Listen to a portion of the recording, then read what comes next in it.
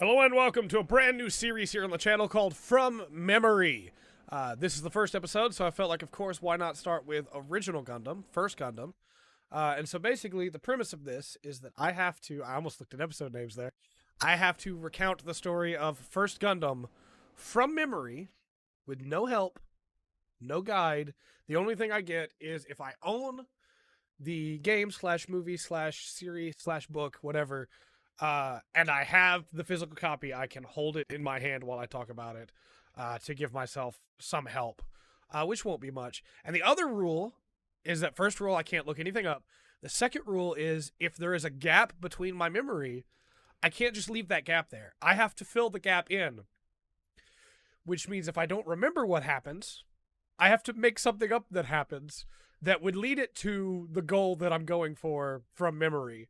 So, Mobile Suit Gundam from memory. Mobile Suit Gundam starts with the Zaku's. No, it starts with the narration about the 1 Year War. Not about the 1 Year War, but about Zeon and the colonies. And then it goes to the Zaku's going into the colony, right? Getting into the edge of the colony. And then I almost brought in something from a manga that popped in my head, which is where the other version starts fighting, but that's not in the story, so it's fine. Not part of the memory, but it's in my memory. So Amuro is at his desk, and her name just slipped my mind. I want to call her Fa. Her name's not Fa. Fa's from Zeta. Oh, of course it would. Of course, as soon as we get to talking about it, the name would just leave me.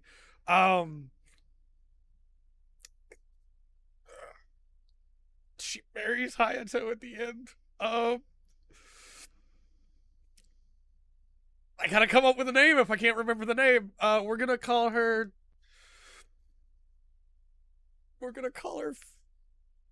Fatu. Okay, so Fatu comes up and she's like, "Hey, Amuro, you got to put some clothes on. You're in your underwear.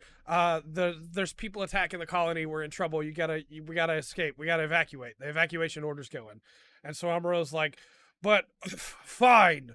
And then he gets into the car. He puts on some pants and he gets into the car and he gets Haro. He gets into the car with Fatu, and I guess it would be Fa Zero because she's the precursor. It's not important. So then they start driving and they stop because they see her family. And at this point, Crown, I think Crown might also be the one that dies later, but Crown and the other Zaku's are attacking, and the base is under heavy fire. And so she sees her family and she stops so that her family can come up, and then they get blown up. And so then there's a really touching scene with Amuro and Fatu as they sit with her family, and he has to get her to leave, and her name is like right there, and I can't get it because my brain keeps saying Mirai, but Mirai's a different person that we'll get to in a minute. So then they get back in the car and they drive for the base, and when they get there, Kai is there and Sayla's there, and Sayla is like trying to get everybody onto the ship, and Kai is being a coward and he doesn't want to go back and try to find more people. And then Amuro, the Gundam's being transported, and for anybody who's like, how can you not remember this? It's been a very long time since I just watched original Gundam. The Gundam is being transported secretly to be loaded up onto White Base, and Amuro the base gets attacked, and Amuro falls. He climbs up on top of it to get a better view and falls into the cockpit. And then inside the cockpit is the manual. And so Amuro reads the manual, like anybody should. He reads the instructions. And then he's able to operate the Gundam. And so there are people on the ground being like, "Get the Gundam moving! You gotta get it into White Base!" And so Amuro gets the Gundam moving. And instead of going into White Base, he decides to fight. And he doesn't know how to use any of the weapons, but he does like a grab, and it pulls the Zaku face mask off, and he throws it down, and it looks super cool. And then the Zaku pilot, who I think might be Crown, is panicking and goes to like fall backwards, and then Amuro kills him. And then he explodes because that happens. And so then the colony's in even worse shape because Amuro killed him inside the colony. But Amuro didn't know what was going on. He's new to all this. It's okay. And so then I just realized how hard all of this is going to be as I try to connect everything. Um, so then Char shows up and he meets Sayla, and you find out there's something going on there. But then somebody comes in with a gun. Who comes in with a gun? Is it Ryu Jose? Is it? Is it? I'm gonna say it's Kai. It's not Kai Shiden. I know better than that. It's Captain Bright. I'm gonna say Captain Bright comes in with a gun, and Char has to leave. And then everybody gets on the white base, and they leave. Side 4. So then they leave on. I'm gonna look like the biggest idiot in the world because I can't remember First Gundam from memory. That's part of the fun of this, though, right? So then Amuro doesn't want to pilot the Gundam anymore because now they're on the White Base, which is a military ship, and Amuro's a civilian, and so the military should be piloting the Gundam.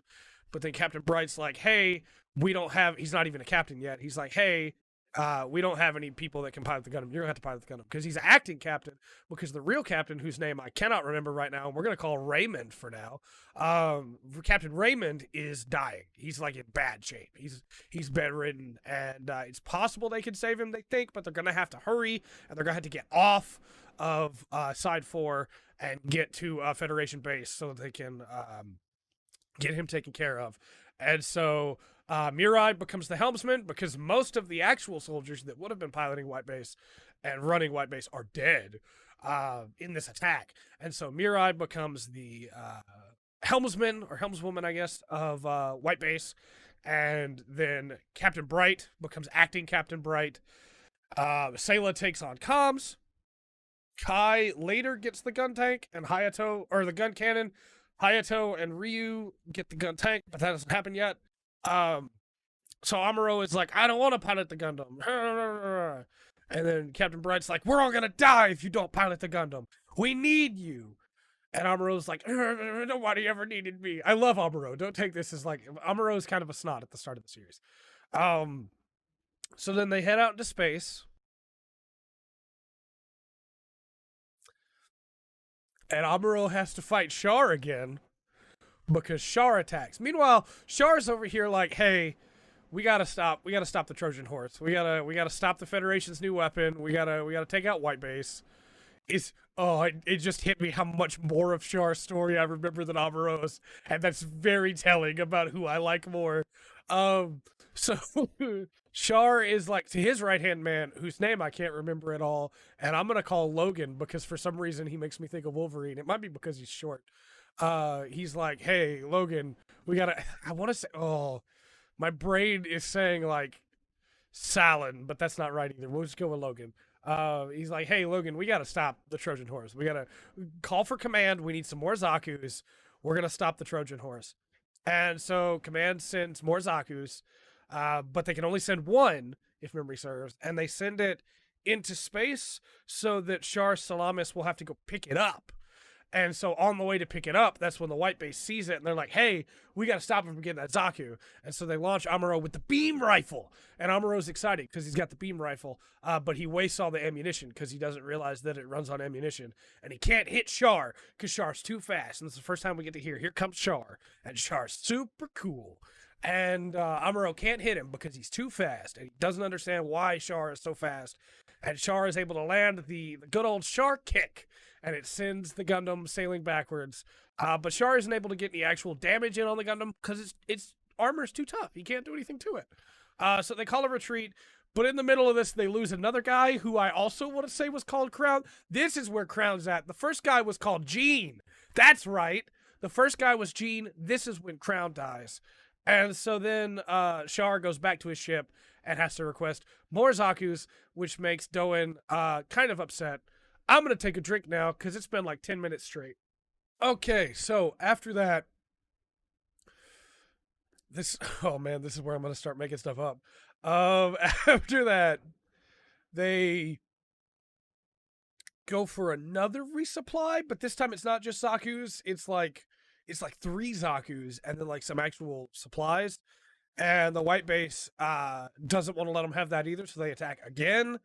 And I think they blow up all three Zaku's because Amuro's getting better with the beam rifle. And then at this point, Doan's like, you can't do anything to help us. Char, you're the Red Comet. You're supposed to. The Battle of Loom, you were so good. What's going on? How are they stopping you? And Char's like, hey, no, like this thing's a real threat. We got to stop it right now. I need you to send me something good. And of course, they don't because, Zeon. So then they head to Earth. Why did they go back to Earth? Oh, why did they go back to Earth? They head to the moon base to Luna 2, and at Luna, they are Captain Raymond dies. And so then it's like, well, okay, crud. We gotta. I don't remember the order of how all this goes. I don't remember if they go to Solomon or if they go to Earth first. So we're gonna send them to Earth first, and they're gonna pick up Slegger later. Maybe they pick up Slegger here. I don't remember. We're gonna say they pick up Slegger here at Luna, and no, they definitely don't. They pick him up at the Assault of Solomon when they stop at that base to pick up at the Assault of Solomon. So Captain Raymond dies, and they need to go to Earth because they have to escape Captain Char. Because they don't want to get shot down, and the Federation doesn't want to lose the Trojan Horse, White Base, and so they head to Earth, and the re-entry into Earth is really tough, and Amuro almost dies. They almost lose the Gundam, but then the Gundam can actually survive re-entry on its own, so Amuro is okay, and they get to Earth, and they go to a Federation base where they meet Miss Matilda, and Miss Matilda is this lady that Amuro's really crushing on. And Fatu doesn't like it. I can't remember her name at all. I think this is also when they pick up more. No, yeah, this is when they run into. I said Doan earlier, I meant Dozel. This is when they run into Doan. And Doan's protecting those kids, and then Amuro and Doan have to fight, and then Amuro and Doan come to an understanding, and then Doan fights the Zaku's, which is pretty cool. But then Char meets up with Garma, and Garma's like, "Oh, my friend Char, it's been so long." And Char's like, "Hey, yeah, Garma, I'm gonna kill you." And so then they resupply, and then Miss Matilda gets shot down, and Amuro goes into the depths of despair, and he's like, "I can't do this anymore." And Captain Bright slaps him, and Amuro's like, "You hit me. Even my own father didn't hit me." And so then he runs away, and he runs off and takes the Gundam with him, leaving them to have just the gun tank and the gun cannon, which I forgot to bring up they had been using at this point. Yeah, because they brought out the gun tank when the three Zaku's and the supplies that Zeon was supposed to pick up. So then Amuro meets Rambaral, and oh man, I don't remember when Ryu Jose dies. Oh boy. Amuro meets Rambaral, and Rambaral's a really cool dude.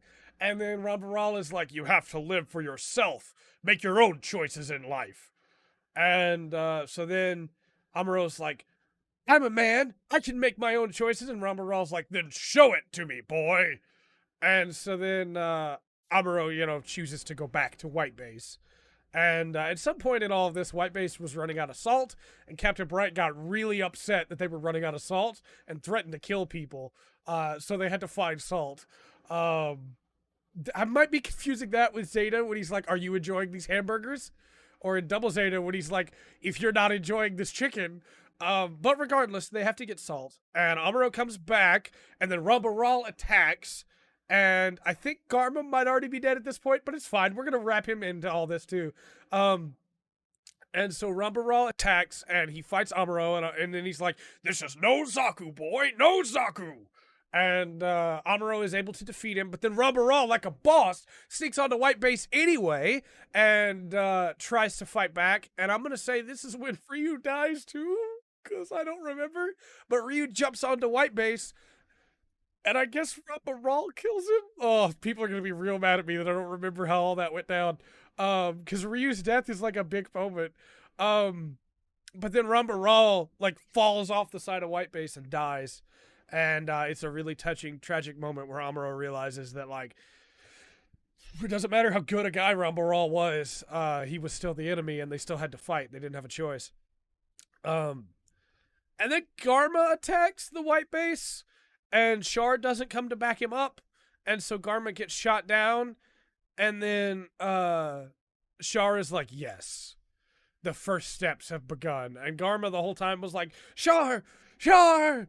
And so then Garma's dead, and then they get their salt, and Ryu's dead, and Rumbarol's dead, and so they go to Jaburo, and they're at Jaburo, and everything's going great.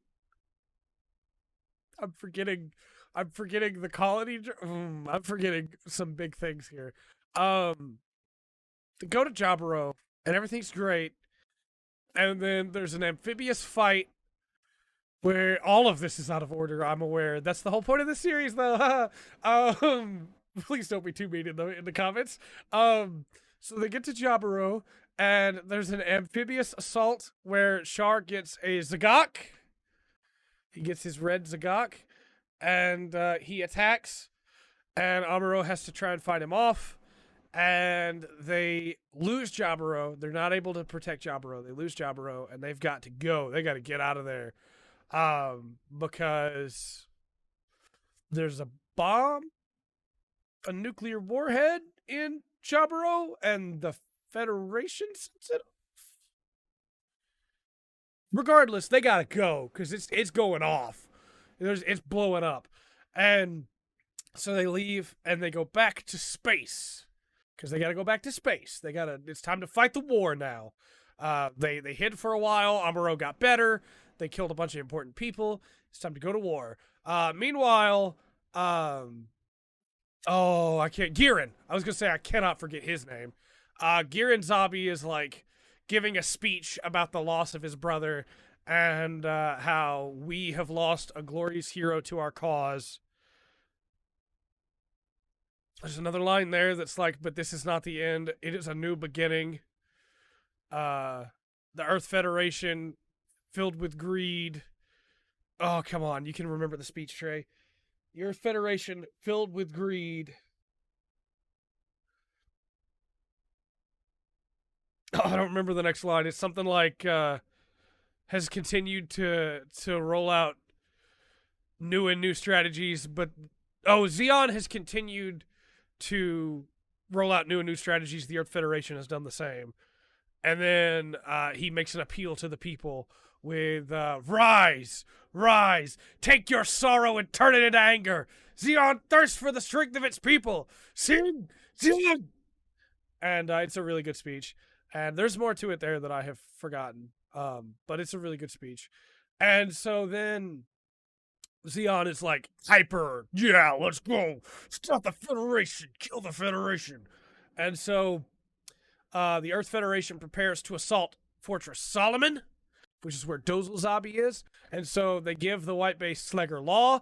By this point, I forgot to mention, by this point, Mirai and Captain Bright kind of have a thing going, but then Slegger shows up, and he's got a thing going with Mirai, and he's really aggressive about it, but it seems like she's kind of into it. And Captain Bright's not happy. And he tries to rebound onto Sayla, if memory serves, and that doesn't go well either, because Sayla's like, no way. Meanwhile, Amuro has kind of just given up on romance at this point. Though that will change in the future, coming up very soon. Amuro also, by this point, has been showing some interesting tendencies where it almost seems like he can understand what people are thinking at certain times. It's like there's something going on there that we'll come back to. So they assault Fortress Solomon, and of course they have to fight off the usual suspects there. But eventually they have to fight the Big Zam, piloted by Dozelzabi himself. And Dozel is like, if we can get the Big Zam mass-produced, Zeon will win the war. And it's like this giant, walking, mobile armor. That's the word I'm going to go with. It's like a giant mech with 2 legs and no arms, but all the way around the circle. It almost looks like a big chicken. But all the way around the circle is, without a head, I guess, is beam launchers, and so you have this giant walking destruction machine.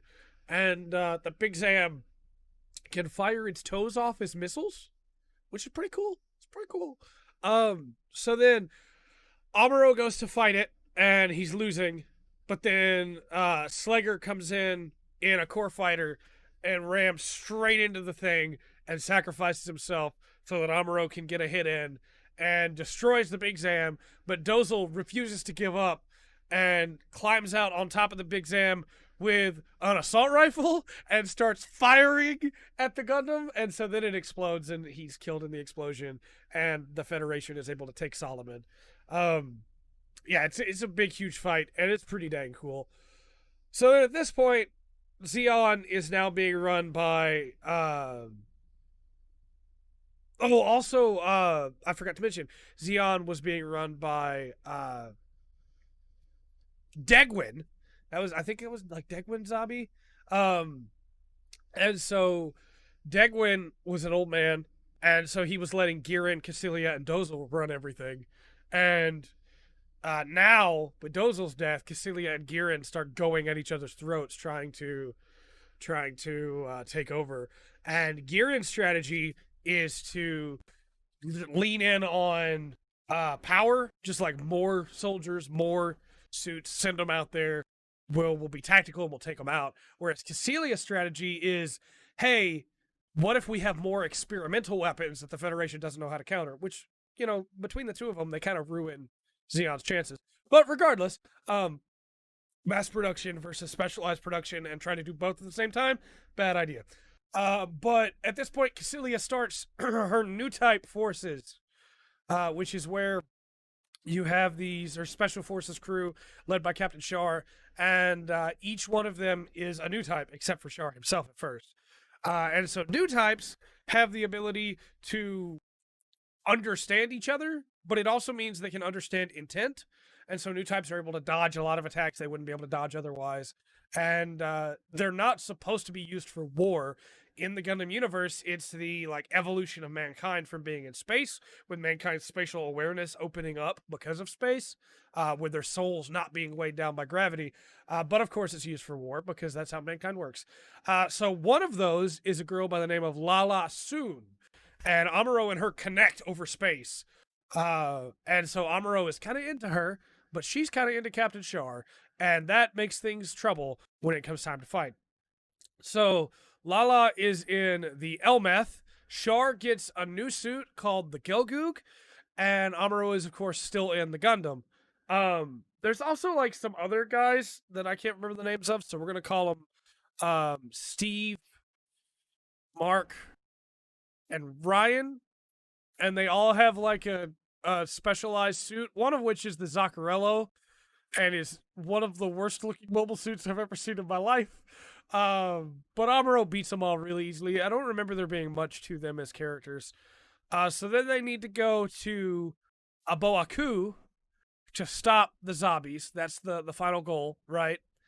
But on the way there, Cassilia kills Girin. And so then she's now the supreme leader. Also, Girin kills their dad. I forgot to mention that. Girin kills Degwin. And so then the supreme leader of Zeon is Cassilia. And so the fight begins in earnest. I remember there's something else that happens on the way there, but I can't remember what it is. I haven't talked about Hayato or Kai at all. Hayato is Hayato. There's not really much to say about him, honestly. So then the battle at Aboaku happens, and Amuro fights, or I guess it's the lead up to the Battle of Aboaku. Amuro fights Char, and it looks like he's going to be able to win, and he goes in for the kill on Captain Char, and Lala Soon dives in the way, and Amuro kills Lala, thus cementing forever that Char and Amuro must fight. And so then Char is furious. Amuro's upset with himself. They fight a few more times, and then it's time for the Battle of Aboaku. In this fight, a lot happens. White Base is crippled, so Hayato and Kai stay on White Base to defend it. Amuro goes to fight Char. They fight and have a really cool fight that ends in the Gundam itself being destroyed and the biocomputer in the Gundam Like Amuro's sending it out so that it can fire the last shooting, which looks super cool, up and destroy. Oh, I forgot. At this point, Char's in a different mobile suit. He's in the Zeong, which wasn't able to be finished because it doesn't have legs. And so they fight. The Zeong can separate its head. And so the Zeong's head is flying away after a really cool fight. And Amuro does the last shooting to destroy the Zeong's head. But then Char and Amuro have a sword fight in the middle of the collar, or in the middle of Aboaku. They kind of tie. Like Amuro gets a really good hit in, but so does Char, and they kind of tie. And then Amuro has to get back to White Base because Aboaku is exploding. I don't remember why. I'm gonna say it was Kai's fault. I'm gonna say Kai made it explode. But anyway, he has to get back to White Base, and Char is like, "Oh man, the base is exploding. I better go kill Cassilia and finally get my revenge." And so Cassilia is trying to escape in her ship, and Char flies up in a normal suit with a bazooka and goes, "Garma, I'm sending your sister to join you." And it fires the bazooka and headshots Cassilia with it, which is insane. And so then Char escapes as well. And nobody knows what happened to the Red Comet after that fight. But he, it's fine. He goes on to do stuff. Amuro gets back to White Base, and everybody's like super happy because they didn't know if he was going to make it back or not. And it's this really, really nice, touching ending that isn't as touching when you know what happens in Zeta, but it's fine. Yeah, it's a really nice ending. Is there anything that I know I forgot? Because I know I forgot a lot, but I don't. His dad, Amuro's dad, Tim Ray. They run into his dad on Earth, and his dad is insane. His dad has lost his mind. And his dad is like, "Take this booster part, Amuro. It will power up the Gundam." And it's like trash. But Amuro takes it to humor his dad, and then leaves him to never see him again.